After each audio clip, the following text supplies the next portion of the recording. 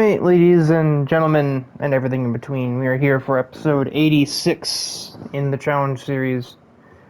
Pretty much right on the verge of the Special Conditions Cup now, although there are no qualifiers, so really it's still 2 weeks away, as far as everybody is concerned, but in week 87, or episode 87, there won't be as many of the cars that'll be in that, because they'll be getting their cars prepared for that, since there's going to be a separate regulation system for it that actually makes it like even between all 20 cars. But in the meantime, episode 86, not really, well, actually, no, that's a lie. There is something that happened in between there, but we will get to that when we get to that.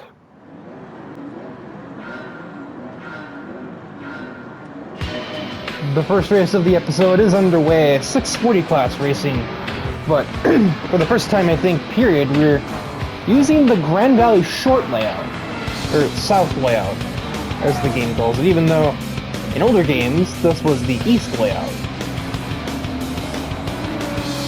But, you know, this is, you could argue this is barely even the same location, or the same track as the original games, since it's not at all the same location. We are on board with Noir in her 300Z.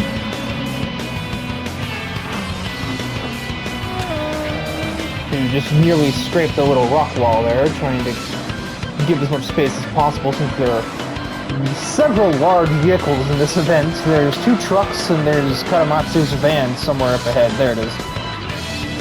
The only one that's missing is Alzaman and his Tundra.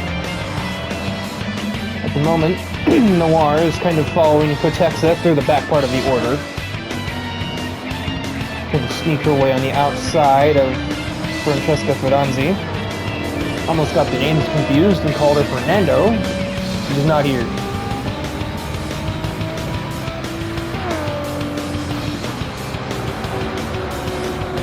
There's a 300Z here somewhere, I assure you.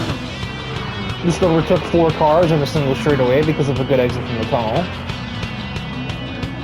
And it is chaos behind Noir as Nakazato and Francesca are just kind of trying to survive at the moment. The onslaught of heavyweights. Kotexa made his way ahead of both of them, but Karamatsu failed.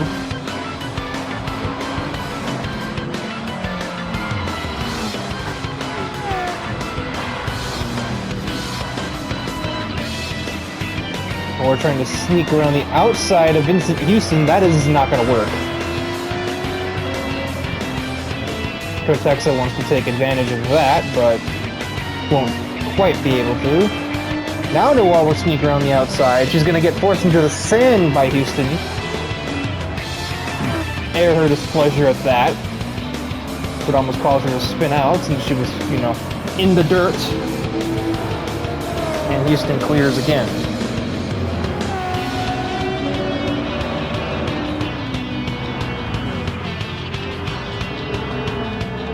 Slipstream, though, going to give Noir the advantage into turn 1. Has to sneak around the inside of Yazawa, though, but not quite. Houston's going to go back down the inside because of that.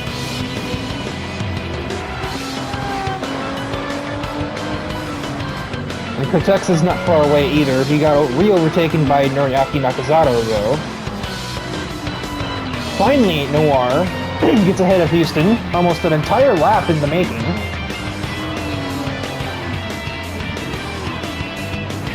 Meanwhile, as Metro continues to die, here at the front we have a battle between some of the Elder Guard here in the Challenge Series. Liza Kaiser versus Thomas O'Reilly for the race lead. Zed Essex here was the pole sitter, but he has not had the straight line speed necessary to stick with those 2. Kind of happens when you have the lowest horsepower in the entire class.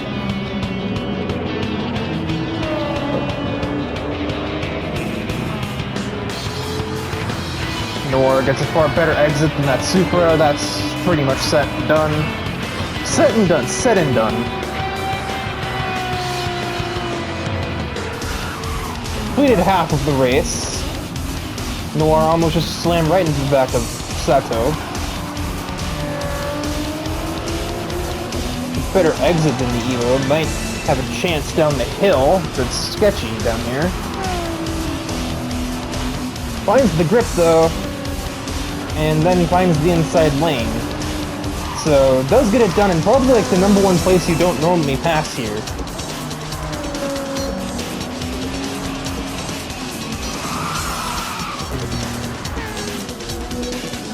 Zed's stepped up the gear. It's English. He's caught up to the back of Kaiser, who's kind of losing. Oh, kind of just keeping dead even with O'Reilly. We're about to lap somebody. Hello. Oh man, Sham has had a bad day. He's in the pits again after he's already been lapped, so he's gonna go lap down on pretty much the whole field now. Oh, Zed's found some extra power or something, or he just had a really bad exit somewhere, because he just embarrassed Liza down that front straightaway. Noir down the inside of Lilith Chen. Slightly Elbows out driving, but I mean, what else are you going to do sometimes? That's what it takes. And the 3 trucks who sit at the back of this train as sort of like the last vehicles in relevance. 16th. Mazing, Sugimoto hanging out in the back, and Kogasa and Sebastian, I can only assume, took damage somewhere during this race. Because Kogasa's E-Type is definitely faster than that. Sham, though, he's had a day to forget. Because he wasn't near anybody to take damage from a collision with him with a car, so that must have been a mistake. And odds are high that a mistake is also what put him back there in the first place. And he has damage again. What is going wrong with you? I want to see this now. Oh, he probably unpacks it going down the hill. Oh yeah, the car's not happy with him.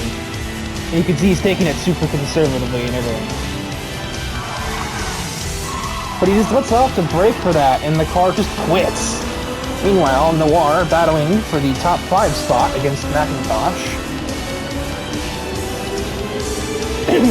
This week's big news involves McIntosh, but we'll get to that in the second race where it's a little more relevant.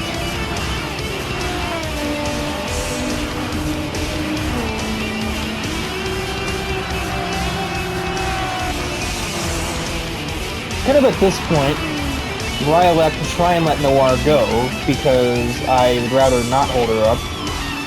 Even though there really isn't any chance that she could get to the lead 3. I just kind of figured, why not? But Noir couldn't really get the corner exits needed to get around me, and by the time she does realize, oh crap, I should probably go past him, she does that. That camera was kind of weird. Yeah, basically she tries to push it down my inside and then runs out of traction. Huge crash. This was very interesting to see from my perspective too. And, yeah. In her efforts to get to my inside, she understeered right into that wall. And that is a total 300 ZX. So she's had 2 cars total on her here at Grand Valley Highway. Although this one was her fault, whereas the other one wasn't.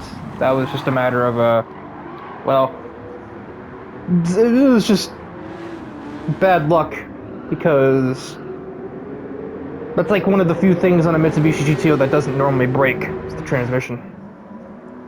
Looks like it's maybe going to be a bit of a drag race to the line, but Thomas is definitely going to win that, and he is going to therefore win the race. Set Essex right there in tow. Liza Kaiser rounds out the podium, and I do still manage to take 4th over McIntosh. Lilith Chen was catching him and I towards the end. But, yeah, Noir has lost 300 ZX. Ugh.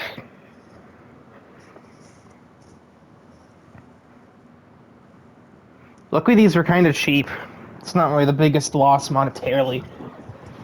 It was still just kind of stupid to just watch it that way, because it was just a miscommunication between her and I in a way, even though I thought I was communicating about it as well as I could.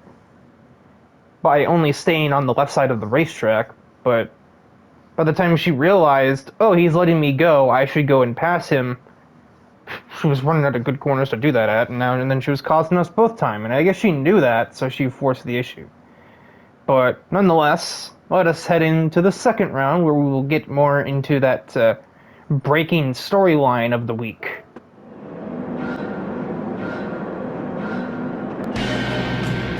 We are green.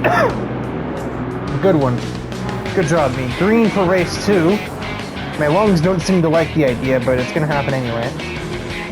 Race 2 is the 675 class at Fuji. And our onboard car, Travis Wild, is gonna take advantage of turn 1 shenanigans and, well, at least make up a couple of positions. 4, by the looks of it, to be exact. Possibly 5. Yeah, he's going to out-corner Kawashiro there into turn 2. Which might actually be turn 3, but ultimately I don't really know how much I care.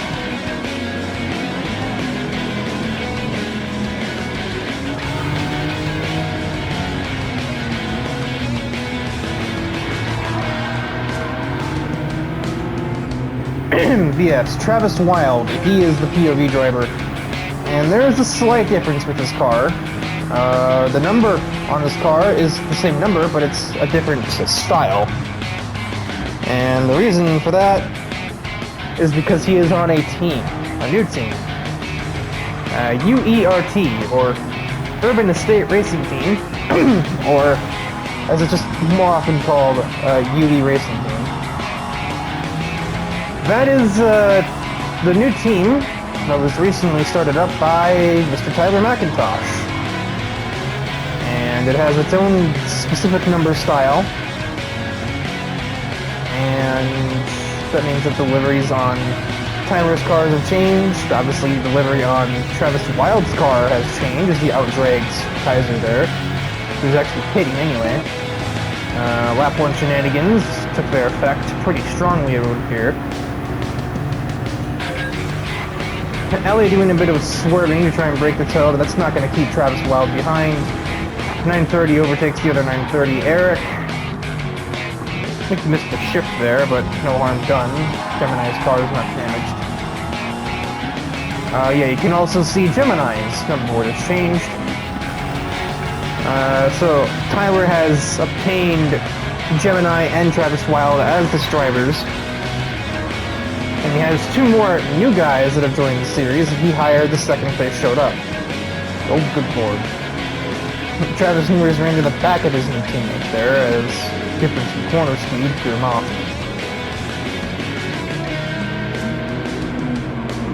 But manages to crucially avoid that. That would have been kind of silly and embarrassing if the first race is teammates and you run into each other. Speaking of running into, Vert is not giving Travis a whole lot of space. He's probably giving me a bit too much. I mean, yeah, I'm in a big-ass GTO, but, like, holy shit. Travis is gonna try and slink through on the outside of Umi. Might succeed. Now he's gonna have that inside, and then he can slightly outbrake the Audi. Smooth as silk from Wild there. He hasn't really been the most out-there competitor, but he seems to be trying to change that now that he actually has a team to represent. And speaking of team, one of the two Nitro Night drivers is having a good race. Jean has been kind of backed up here, probably got damage along with everybody else back here in like pretty much 13th on down. So he's kind of limited. But Barbara is attempting to take the lead away from fellow Chevrolet representative, Green, Hoshizora. Travis just made the overtake for 3rd on Thrasher, so he will be joining them soon enough.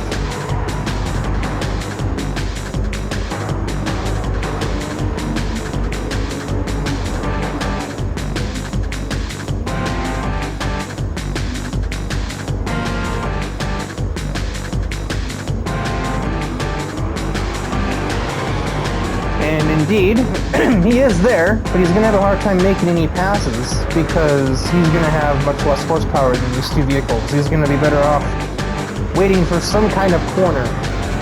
Possibly this one, by the looks of it. But he can't go anywhere as Barber takes the opportunity to make the pass for the lead. And she sticks it, but that does give Travis Wild the opening he's looking for to take second away. But he can't quite cut it as he brakes conservatively to give Hotasaurus space. Comes back on exit though, but now he's stuck on the wrong lane. Never mind. He's making it close. He might actually just edge her out on corner exit, heading into the final turn of the track. And he will. Travis will do some almost uncharacteristic racecraft and get ahead of the Z28 Camaro. But that Corvette is going to be a pretty hard thing to catch in the straight, and for that matter, Green's Camaro is going to be hard to get away from on the straight. But the lighter Porsche can brake considerably later and still stick the apex.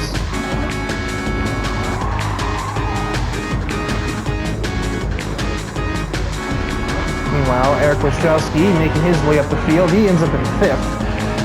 He started outside of the top 10, so he's had, well, a representative race, I would say.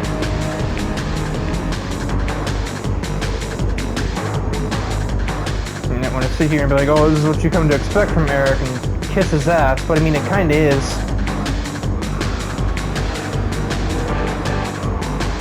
I believe Eric Wachowski should still be the most winning driver in the Challenge Series. We don't really have the statistic tracking to back that up, but he's not, excuse me, he's absolutely up there.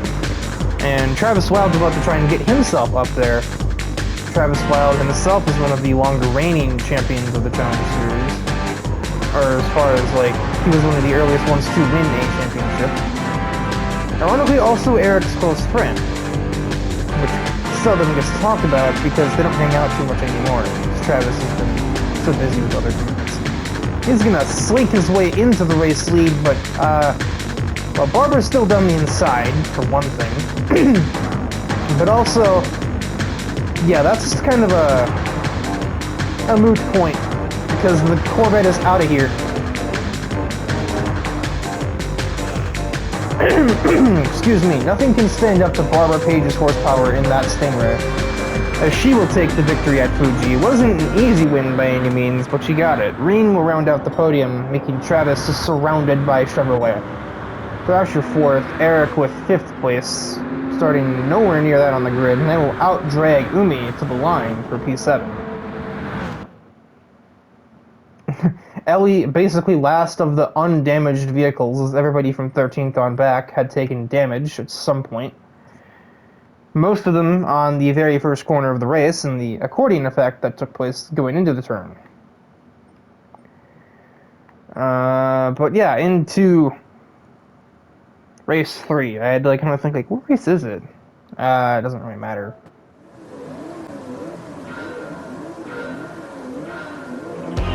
The third race of the episode is Green, and it is a very waterlogged Spa with the 715 class race cars, as they were just 3 wide into turn 1. And we're gonna get to see our first little taste of the new drivers that have joined us in this episode as Tyler's teammates on UE Racing Team. Foremost, we are currently on board with Jeff Parham in his R33, as he's making very good use of his all-wheel drive capabilities to just make short work of, well, most of the bottom half of the field, pretty much. He's already into P6, looking for more.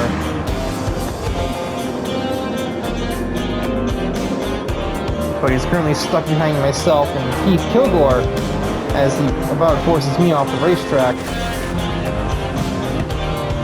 And Parham takes advantage of that.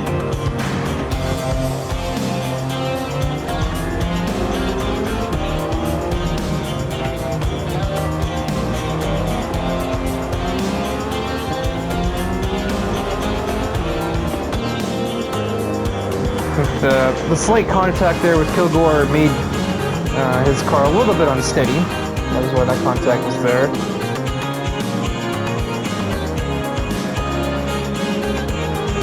And with the traction as it is, it wouldn't be very surprising if even a slight nudge like that could make the car a little awkward. Parham kind of has just forgotten what gear he's in there.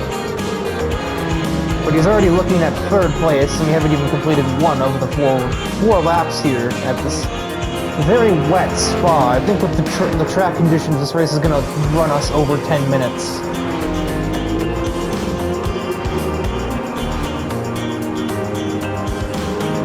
Up into P3 for the R33.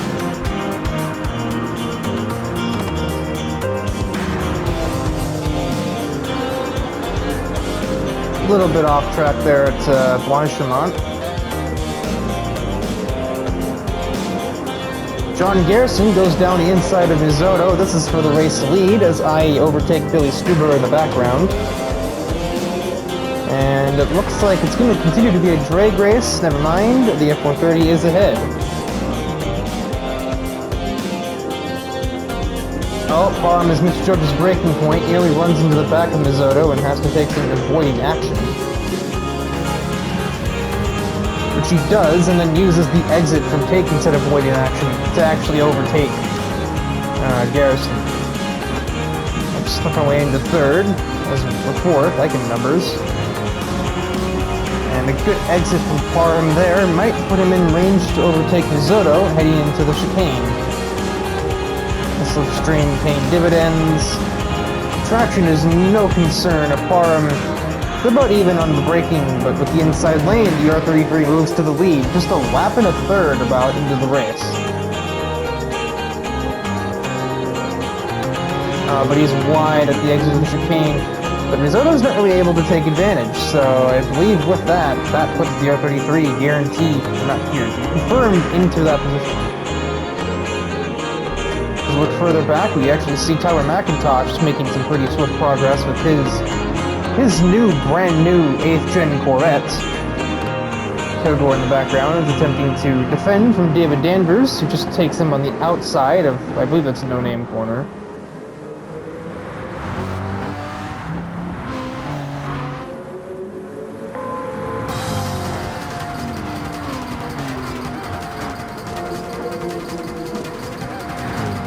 As McIntosh attempts to catch up to the lead train of 4.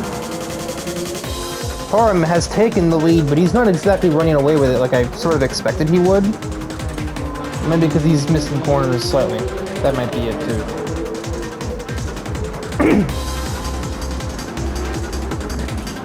See, Keith Kilgore has a Camaro ZL1 1LE at his disposal, and he's sort of running upper mid-pack, but considering he started, I believe, 3rd or 4th, somewhere around there, he's kind of going down. I mean, this is kind of...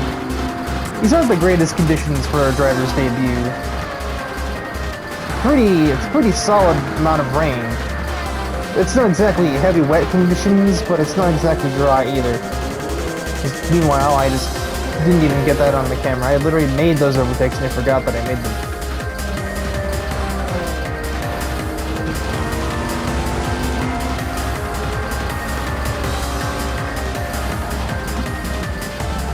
Super late braking, and I stuck the pass brilliantly, I would say. Normally I'm not the type to make braking overtakes like that, but those two just broke really early, and I would have been foolish not to take advantage. There's been a madness going on back here. Everybody's loving this bus stop for just random stuff. Stuber just sends it on McIntosh from about 7 yards back. Bro, what in the fuck was that? So he did that with damage to his car. Dive bombing McIntosh from back here. Already has his turn signal on.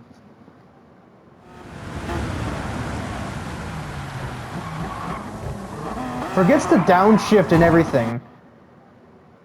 And then runs into the side of Tyler because he was like, oh right, I have to pit. And nearly forces Tyler down the pit lane. That loses him three positions. He puts him back, ironically, with the other two Porsches. And puts him right out of contention. He was sneaking his way into the top 3, almost. That was just fucking stupid, I'm gonna be honest.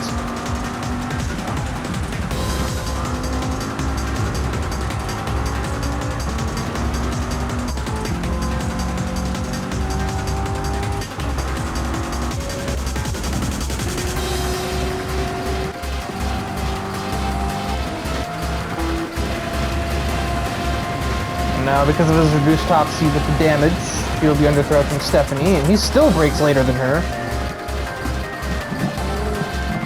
And then the other new driver, introduced as a part of Urban Estate Racing Team, Derek De La Cruz in a 6th gen Corvette.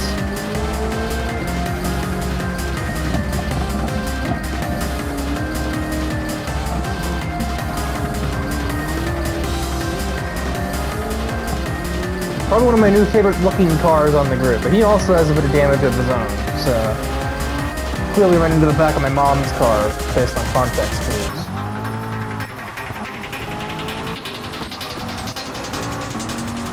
Damage isn't really slowing Tyler down that much. Unfortunately, I don't know if he's aware. He's not going to be aware of that because he's an AI.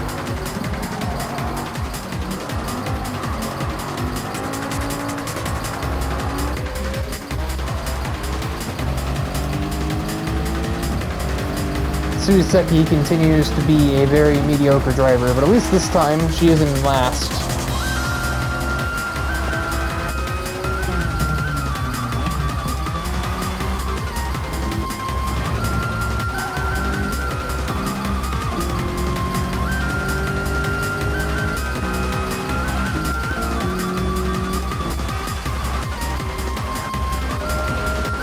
Back up towards the top of the order. I'm sizing up Mizzotto for a decisive overtake, and I get absolutely smacked by Garrison, but I'm the one that didn't take damage there. Mizzotto and Garrison both do, but it also doesn't matter because we're entering the final lap, so there's no reason to pit for it. I will do it again. Get down the inside of Mizzotto, who broke so unbelievably early. I mean, yeah, I'm sure rear damage is probably affecting his braking distances, and he might have been accounting for that, but I even broke early there, and I still just entirely sent it on him. I don't really know what I don't know what Mizzotto is doing. His car makes a bit of a mockery of Reddy on there, but track limits in the Challenge Series are kind of run on an honor system. If you're at least trying to make the corner, then we don't really count it against you. Danvers looks for a pass on his buddy John, but cannot find it. He cannot brake quite as late as that Corvette did.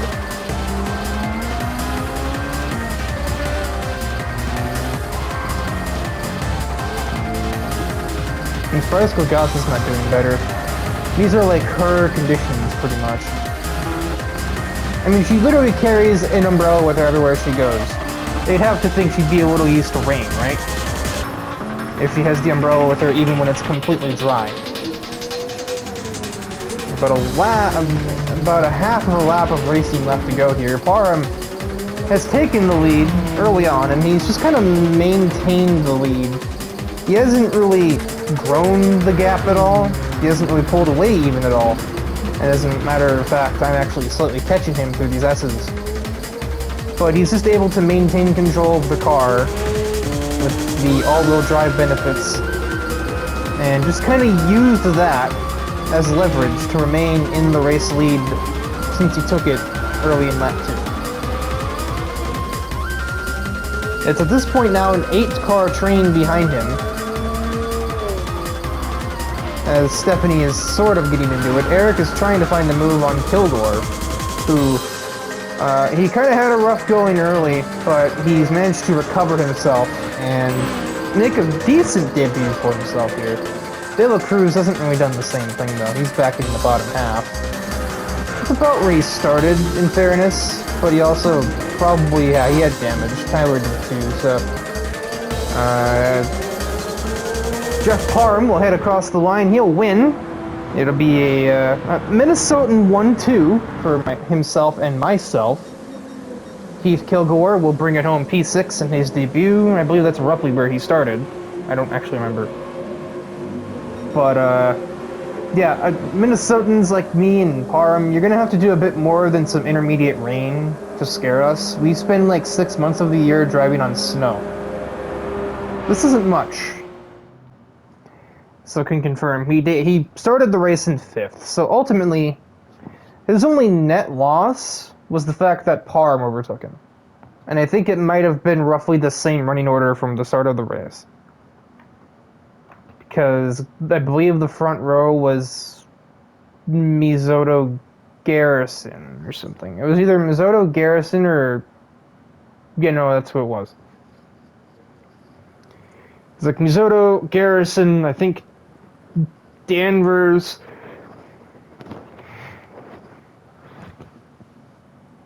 myself, and then Kilgore. Eric didn't start where he finished. He went up a pretty good ways. Stephanie kind of made her way up, but honestly, I think she just mostly did that off attrition. Because she, knows how to drive in the rain. And some people apparently don't. De La Cruz with a disappointing debut. Tyler manages to make something out of nothing with the hand he was dealt by the dipshit in the Cayman, who doesn't seem to know time or place. Would have been a fine overtake, honestly, if he wasn't also trying to pit at the same time. Because he had the corner made, and he kind of washed himself up against McIntosh, but that wasn't the problem. The problem was that he then tried to cut into the pit lane on Tyler's outside, and then just kind of, decided that Tyler's existence does not matter to him. All that matters is the pit lane. Well, maybe you should have thought of that before dive-bombing somebody from 7/10 back. I would have a word with Stuber on that, but I'm pretty sure Tyler is already having more than a few of them, so...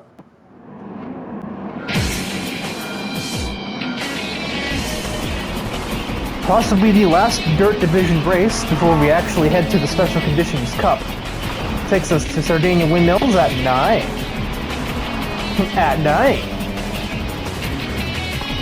As, big, ugly jump from Ranton in there. That's a little bit out of character, I would say. Normally you'd think he'd be well under control of that. He saves it and he keeps 2nd place, but it just doesn't seem like a mistake he'd be making normally. Yes, 5 laps. Holy shit, Yo's already in 7th. What the fuck? We've made 3 corners. Mind you, some of them are rear-wheel drive, like Barbara, who's making her Dirt Division debut here. And just, the fuck? That was also out of character. That was just ugly. Yo managed to have to kind of weave in between the chaos there. Honestly, what in the hell did just happen here? So we got Barbara, who, is kinda...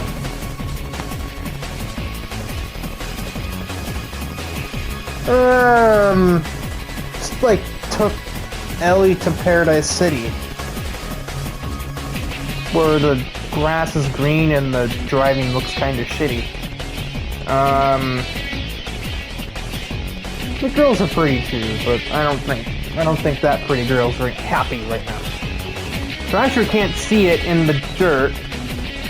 I think Yo's getting run over here. I couldn't really tell.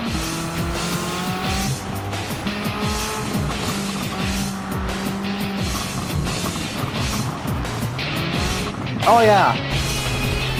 She gets sent by Thrasher. That's also out of character. Thrasher can't see that Elias crashed there, which causes a stack up. Yo weaves her way through it, but Thrasher also not able to see through the... Okay, no, actually, there's no fucking excuse for that. Thrasher's just flying here. And nearly turns Yo around. She then has to basically snake her way down that straightaway and slide into the... What the hell? Can I look at the truck? Jesus Christ, what the... This is a massacre!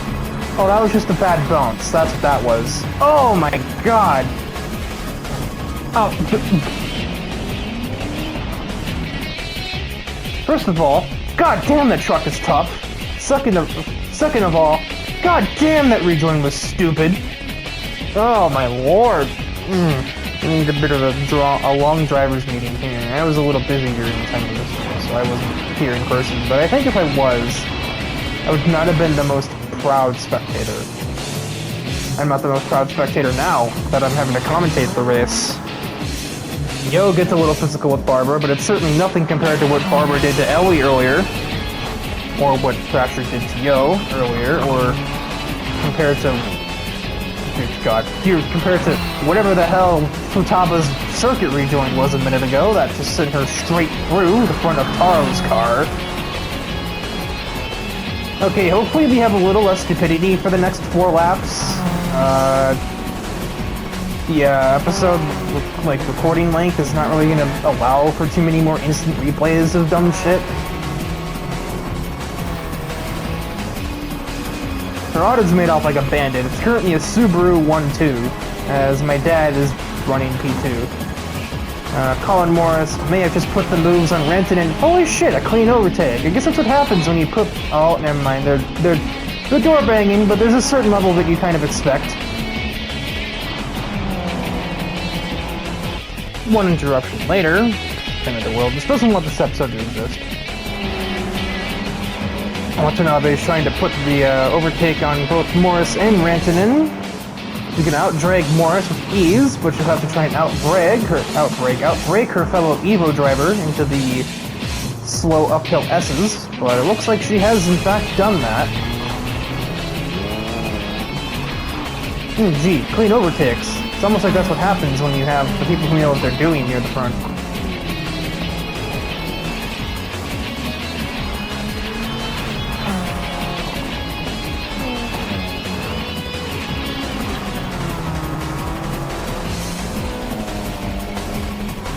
Oh no, oh my, saves that. My God, how did she keep that off of the wall? Just a slightly bad bounce trying to give my dad some room.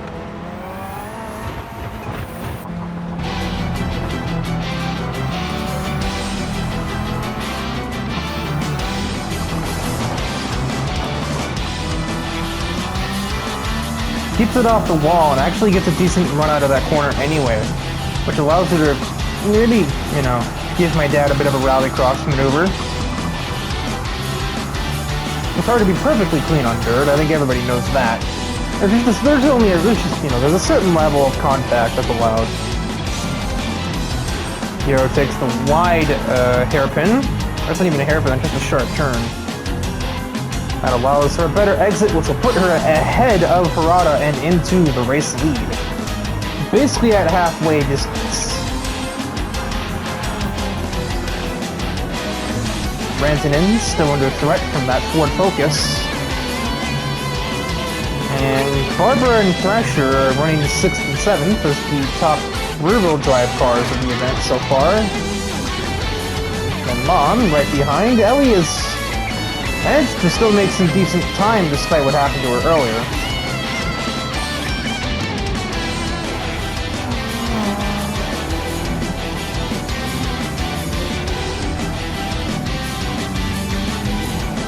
Hanamura is just a mess of rear-wheel drive cars. Same with Neptune. There's Noir, and we just kind of have like the miscellaneous group here. Futaba is actually still back with this group. I don't know how. After what the hell happened before, I don't even know how this truck's still moving, to be honest. But it's just, I mean, I know trucks, you know, they're gonna be a little durable, but I didn't know it was gonna be like that. And she moves herself into 17th, despite the fact that she was literally last place not too long ago. Face first into a wall. Taro is the one that's taken the L on that, as he lost so much time from that incident, but he doesn't have the pace to recover from it. Oh, Morris might finally have Rantanen's number here. In the background, more rear-wheel drive bullshit between Barbara and Thrasher. Oh, Rantanen's out of control again. That's terminal. Well, not terminal, but that's gonna be him down to 5th place with that random slide. What the fuck happened back here? Thrasher got a bad bounce. They didn't actually hit each other. They just both really missed that turn. Now, on the other hand, didn't miss it. and has a chance to overtake Tractor here, but can't really get alongside the Mustang. I'm not used to living on a dirt road, so this is probably some of my second nature to her here, driving on roads like this. Although normally she has an SUV, not a, so if my dad is activating DRS, I think. Oh no, never mind, it'd be flashing if we're activating. So, the game would let you use DRS, but my dad is wisely choosing not to do so as he is driving on gravel. Yo took the lead and has not looked back at all. Already produced a pretty significant lead over Harada, and now she just looks like she's kind of having fun out there with the cornering she's doing.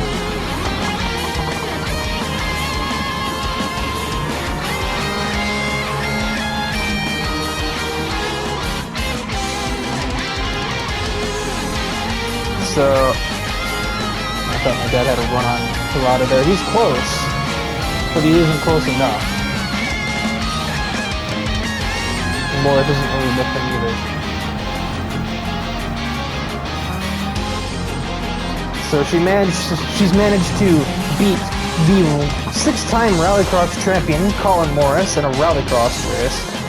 She managed to beat the multiple-time 24 Hours of Le Mans winner Lynette Mosan in an endurance race. Now she's beat 2 WRC champions, Tetsuya Harada and Sami Rantanen, in a rally race. Yo Watanabe will win here at Sodania Windmills. Harada comes home in second some 6-7 seconds later, followed by my dad to round out the double Subaru podium. Morris with 4th. And Barbara, for what it's worth, ends up basically winning the race within the race between the rear-wheel drive machines. Anywho, now we'll head into Race 4. Hopefully this time the game doesn't crash trying to load it. Had that bit of a problem where I kind of had to spend like half an hour waiting for GT7 to get its shit together because it crashed and then wouldn't load again. I had to just chill out on YouTube for a minute before I could continue with what I was trying to do.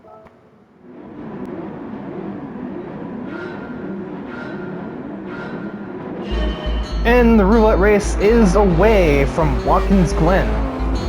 With, well, there's no 750 class cars in this race, as only one of them actually tried to show up.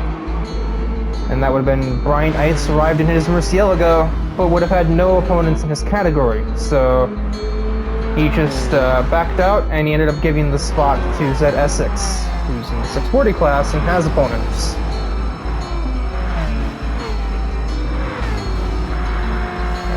On board with Sophia Meyer, one of the other changes in this race is the fact that after Jack Davies DNF'd, he sort of just kind of started running the team remotely. Levi and Sophia were kind of left to their own devices.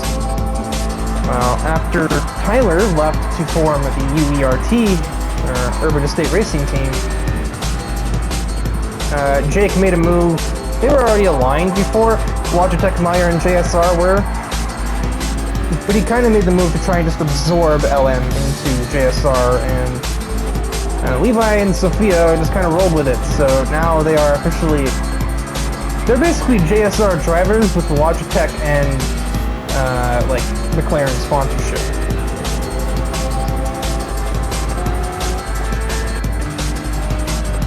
This is also a race where Tyler is debuting some new colors on his 2020 GR Supra. This is the 3rd different livery that this vehicle has had, and now it is, I believe, a Kyle Busch reference. First time it was also a Kyle Busch reference, but then it became a Jamie McMurray reference, and now it's kind of come back around. Sort of the lead queue here as Derek De La Cruz is making another race, and he attempts to go down the inside of Stella St. Germain for 2nd place. Better corner exit, and that move is done.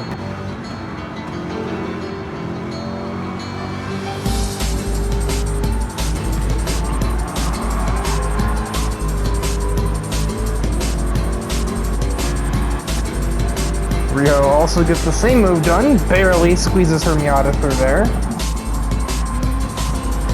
And Thomas is currently just kind of controlling the race from the lead. He's looking to try and get 2 wins in 1 week here. As he won the first race of the episode. He has not made any other starts this week other than that. And now here he is, currently in the lead of his second start of the week.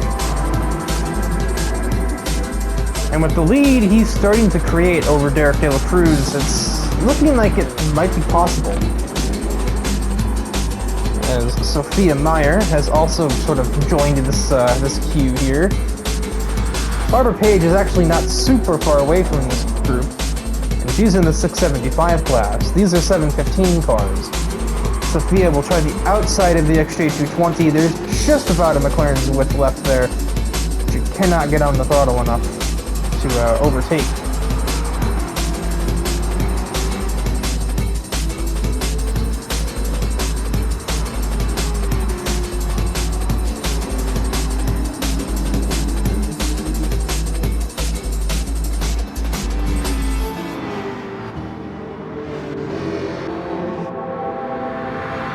The Cobra just has a very, very rapid acceleration, and that is what's allowing him to remain in the lead as he has. De La Cruz is going to have the advantage literally everywhere else. The Sophia Meyer gets the better exit out of turn 1 on the outside of Saint Germain.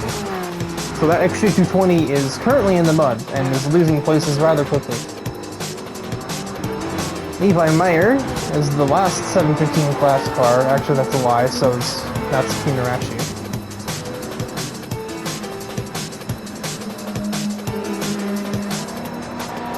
It's only a 2-car race in the 600 class. Noir and AJ.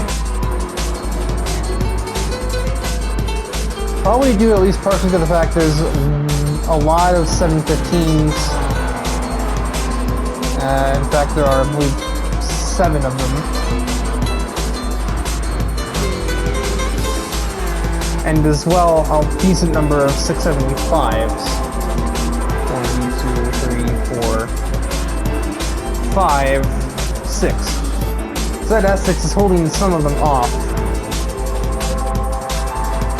And then there are 5 640 class cars. So that's, yeah, 7, 6, 5, 2. At some point while I was doing the math there, Meyer, or Sophia, got ahead of Rio Futaba, and Derek De La Cruz also stole the race lead. That was a while ago, actually. That was in the bus stop. I'm just dumb. De La Cruz down the inside of the bus stop catches Thomas a little off guard. Rio kind of got caught up in the undertow there, and that gave Sophia a chance to grab P3 away from the Corvette-powered MX-5. And now as we look back to current times, top 3 close together, to say the least.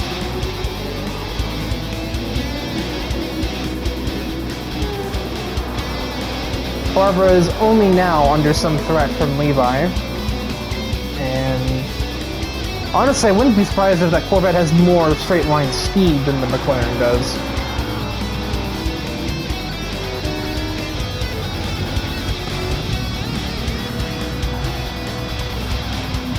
Yeah, Thomas may have good acceleration. The thing is that if he's not close enough, he obviously can't do anything with it.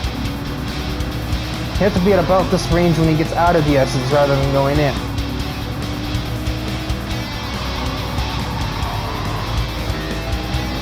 And the sudden appearance of Sophia Meyer is only going to make that task more difficult, but they'll both have a run on him here, and Sophia's just going to kind of back out and see what transpires here as we head through the bus stop for the 4th time.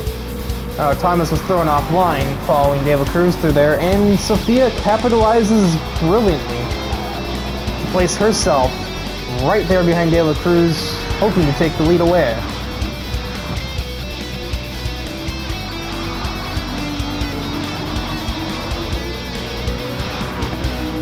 De De La Cruz is making a much stronger debut for himself here than he could at Spa. Probably helped by the fact that it's a drier racetrack, and also the fact that I believe UERT's base of operations was established at Watkins Glen, so he's probably had some testing time here. That may not be enough. We're gonna just have to wait and see what Sophia Meyer does here to try and overtake. Man, these cameras are so far away from what's going on.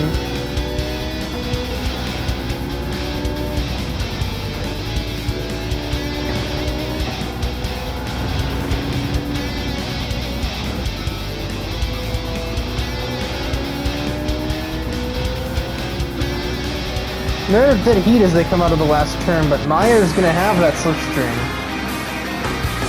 Pulls out to the side, gets a bumper there, gets most of the car there, gets ahead through T1. And with that, Sophia Meyer is the new leader.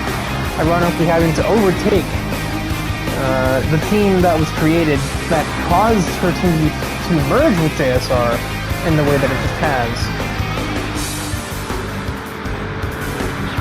When Jake had received the news that Tyler was moving teams, he kind of just seemed to shrug it off. It's like, made a contingency for that, basically. Surprisingly contingency for that. Kind of gave me the facial reading of, I've seen that before.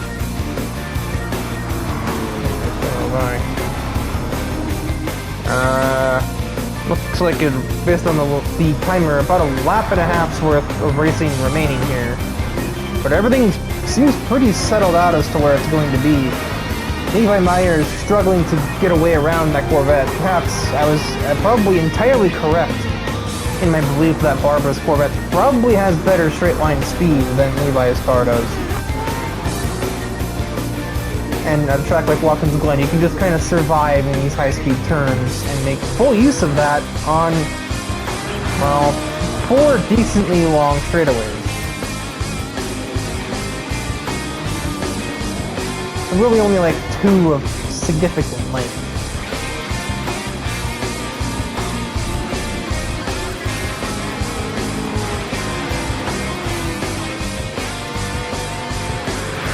Final lap of the race begins, although it may not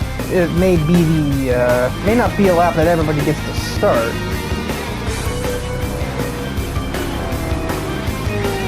Barbara's actually catching Saint Germain now.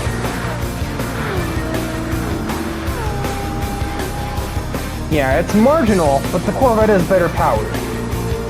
And its handling isn't terrible either for what it is. And she's putting Saint Germain under a serious threat at the moment. If she gets a good run through the S's, she might actually be able to pass.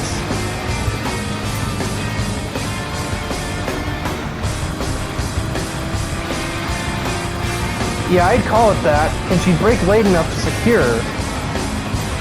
Actually, 220 is lighter, so it brakes later.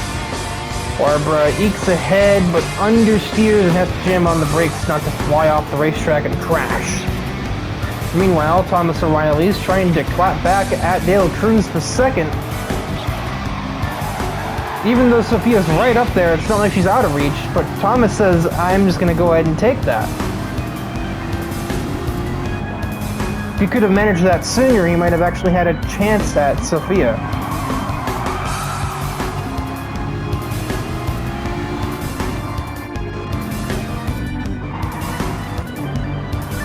Only Scarborough of the 640, Scarborough and Essex of the 640 class managed to start this lap.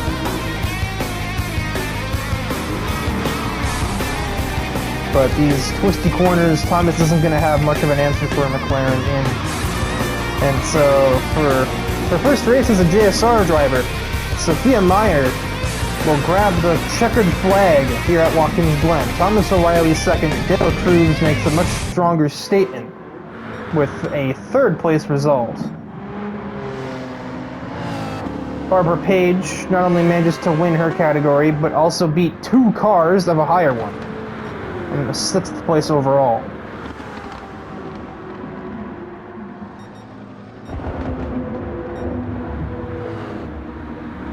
And somewhere Wait, what?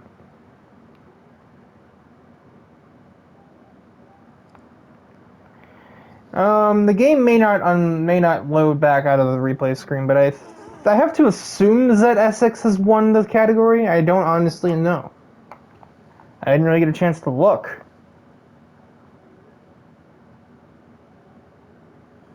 So as GT7 continues to be an absolutely perfectly made video game, seriously, it crashed when I tried to start it up. It crashed trying to load up Race 3. Literally would not load for about half an hour. I had to literally like give GT7 a rest because it wouldn't even get to the main menu screen. It struggled to scroll past the Sony Interactive Entertainment presents. Sort of ironic because I would absolutely not be proud of presenting this vehicle. If I were Sony, I don't know how proud I'd be of presenting this. A game that 60% of the time works all of the time. So, with that said, I'll do it for 86.